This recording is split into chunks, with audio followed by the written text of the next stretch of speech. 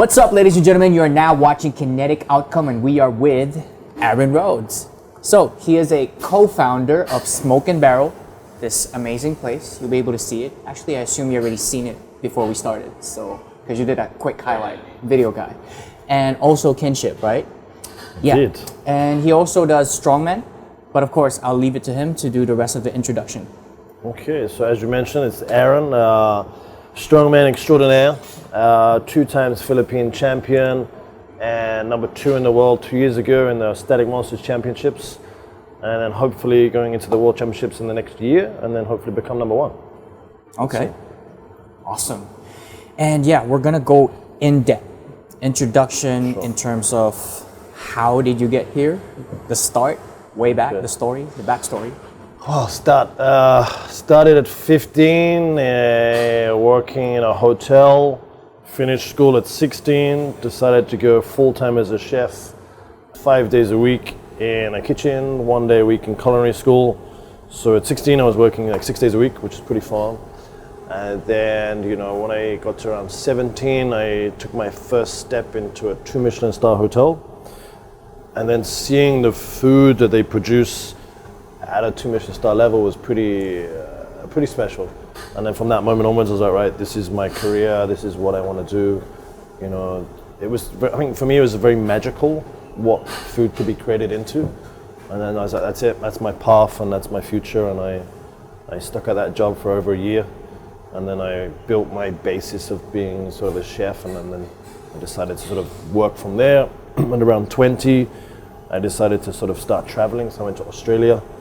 And then started to work on traveling around the world. Australia, Belgium, Switzerland, Austria, Singapore, Maldives, Peru, all as a chef traveling around the world and kind of learning different cuisines, ingredients, cooking methods, and you know, having fun while doing it, but at the same time, I'm learning along the way. So it's pretty cool. Pretty cool upbringing. Awesome. So you mentioned about traveling to different countries, right? Yeah.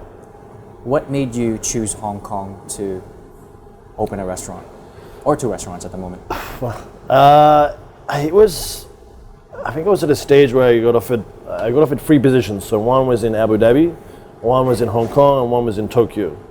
And then when I did a research with the 3 different job offers, Hong Kong seemed to be the best option. It seemed the better position, the better career for the future. And it seemed like a really cool place to come. The company flew me here to see what Hong Kong was about. I had no idea where it was, to be honest. I wanted to try it out, so I came across for a week and I said, okay, this is a lot of potential. Let's give it a shot. So I came across, and it was meant to be 2 years, as most people say in Hong Kong, and it ended up being a lot more than 2 years. So 8.5 years later, I'm still here and opening more and more restaurants. So it's good. That's exactly what happened to my parents. Yeah. More than the contract and more contracts until they stayed here. I think all expats, when they come here, they're like, okay, 2 years, 3 years, and you move on. My idea was, when I started in Europe and traveling around, I was meant to do 6 months, 1 year, and move around. And I loved the idea of traveling and working as a chef. You know, every country, you know, you can work in any country as a chef. You know, there's always food, everybody's got to eat, so it's a pretty good career to travel with. And then, you know, I come to Hong Kong, okay, it takes 2 years, learn the culture. But then when you work it out, it's a very westernized city. You know, one good thing is that the tax is low, which is it's a good thing. You know, and you can make a great career out of it, and it's evolved and evolved and evolved, and it's given me quite a lot in my career, especially now having my own business here. I think I would prefer to have my business here than I would in London. It just, I like the smallness of the city. It's a big city, but it's a small city in one. You know, and I can walk around and I know all the people in the industry, I know the faces, the names, and it's a very small community in Hong Kong, but it's a big city. That's good. About your partner, right? Just a quick story on that. How did you meet and how did this happen? So we met around 8 years ago. Happened to be I was in the gym and he was in the gym, and we were at opposite ends. And as guys do, we're big and strong and muscular, and I think either one of us, I'm not sure who, asked the other one to, hey, can you give me a spot? Can you give me a helping hand while I'm lifting this weight? And then we did it a couple of times, and then a few weeks later we saw each other again, and then I think eventually we had a conversation, and then we were, hey, I'm a chef, you're a chef, okay, let's be friends, and we go to the gym, let's train together. And then we were kind of like inseparable brothers for many, many years, and we got on really well. And then we decided to, I think one time he was leaving his job, I was unhappy in my job, getting to the stage of, right, that's it, Hong Kong's done, I'm finished, I've had enough, time to move on. Then we decided to go out of far too much alcohol, but sometimes I believe that's when your mind truly opens up and becomes free. And then we said, I think I got the idea of, okay, let's do a restaurant. And he's like, you're crazy. I'm like, okay, let's do a few more shots and then let's see if I'm really crazy. And we went to sleep that night and thinking about a restaurant, or I did. And then I sort of woke up in the morning, I made a few phone calls, and I called him, I said, hey, let's go and look at a venue. And he's like, what? I said, okay, I've booked 2 venues to look at, and let's just start now. And it kind of evolved from there, and the first few months of when we were starting the process was exciting, but there was nothing really moving forward. And I think the deciding factor was when we finished the business plan and investors started to sort of invest in the ideas and the philosophy behind it. That's when it started to feel real, and then we were like, okay, do we stop looking for other jobs? Because we were still kind of looking for a job just in case as a backup plan. And then we both said, like, okay, no more looking jobs, let's focus 100% on this. And hopefully at the end of it, it will turn out okay. And lo and behold, we did okay. We did fine. Was this the first one or the other? So 𝘾𝙧𝙧𝙧𝙤𝙧 was the first one. Amazing, we set everything up. It probably about 7 months from start to finish, from setting up the company, writing a business plan. Now, as a chef, writing a business plan is not my expertise. Cooking and writing recipes is my expertise. So it was a very challenging thing, but I had a lot of help from one of my friends who owns 𝘼𝙧𝙧𝙧𝙧. He gave me a lot of advice. He was a bit of a mentor for me, and areas where I was struggling, he would give me some tips. So it was a lot of self-learning, a lot of self-teaching along the way. And then, as we got closer to opening, it was pretty good. And then suddenly we had protests, and then COVID, and it was challenging, to say the least. But we also learned to be better businessmen, how to be thinking faster, act faster, and then trying to stay with what's happening around us. So it wasn't the most easiest ways to open up multiple restaurants, but I think for the future, I'll make it even stronger. You mentioned earlier already about the struggles. What about the rewards since you started? I think, there's multiple rewards, from customers walking in the restaurant and saying, wow, this is great food, this is amazing, I love coming here, the food, the atmosphere. For us, that's the most success we can ever get. For me, it's not so much about the money. That's an end goal, not a beginning goal. If people are happy and they enjoy it, that's for us is what we do it for. Because the passion of the people to enjoy our food and what we've created. Because we're artists in a way, and so when somebody admires your piece of art, whether it be a restaurant or a painting, it makes you smile. And then I think recently I went for a dinner in a restaurant. My friend's opening a restaurant, and there was a gentleman across the table who said, "Hi, you must be Aaron." I said, "Yeah, I'm Aaron." And he's like, "I've heard a lot about your restaurant. You guys are doing great. Your company's doing good things. You should be very proud of yourself." And I didn't even know the person, but they heard about what we're doing and how we're growing as a company, and that for me was like, wow, okay, that's great. And this person happens to own 10 restaurants in the city, and he was praising me for what we were doing. So for me, that was okay. I'm doing something right. So there's a lot of rewards, seeing people's smiles and people appreciating what you do is pretty good reward, I'd say, for us. Yeah. Okay. And next question is, since you did have experience working here, what do you think of Hong Kong's approach in the industry that you're in, and your input on how you feel it could evolve and become better?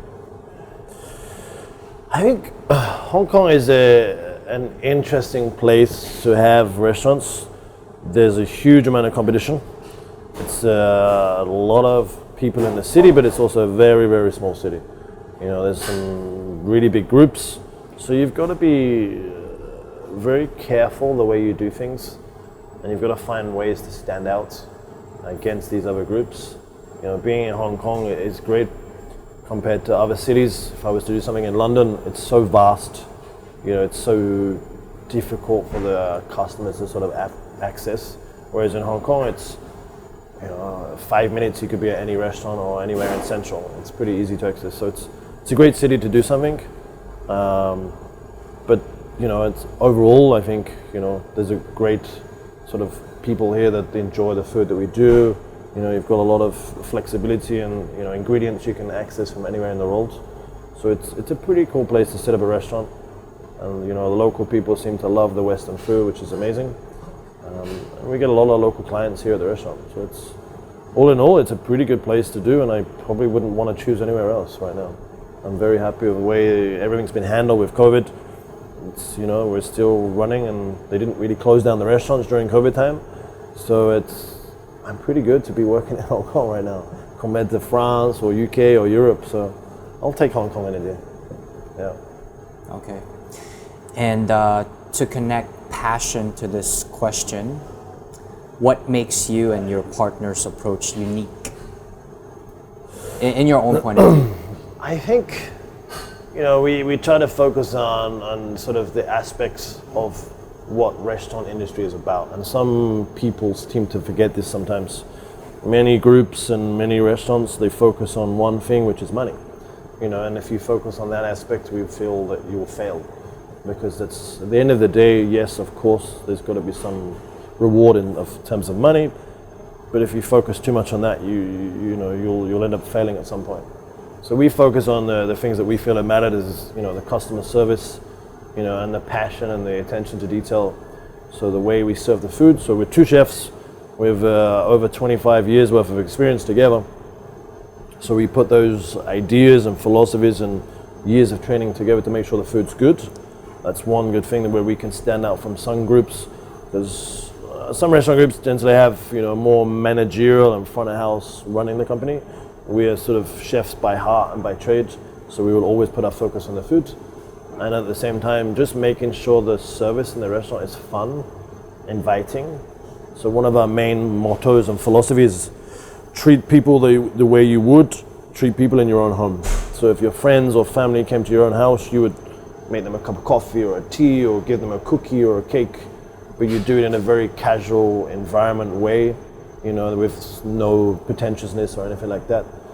You just do it because that's natural hosting, so we just want to bring back the natural philosophy of just being a host and having fun. We don't need to be too stuffy or too over the top.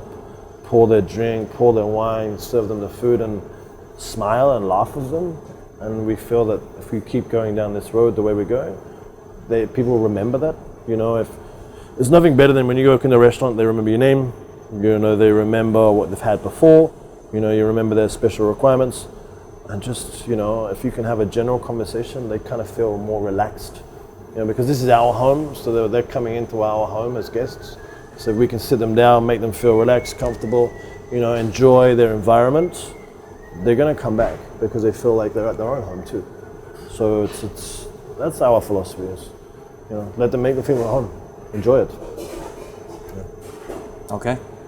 So, feel at home when you come over. Of course. Yeah, and next question is, who do you look up to most? But it could be more than one. Well, that's a different one.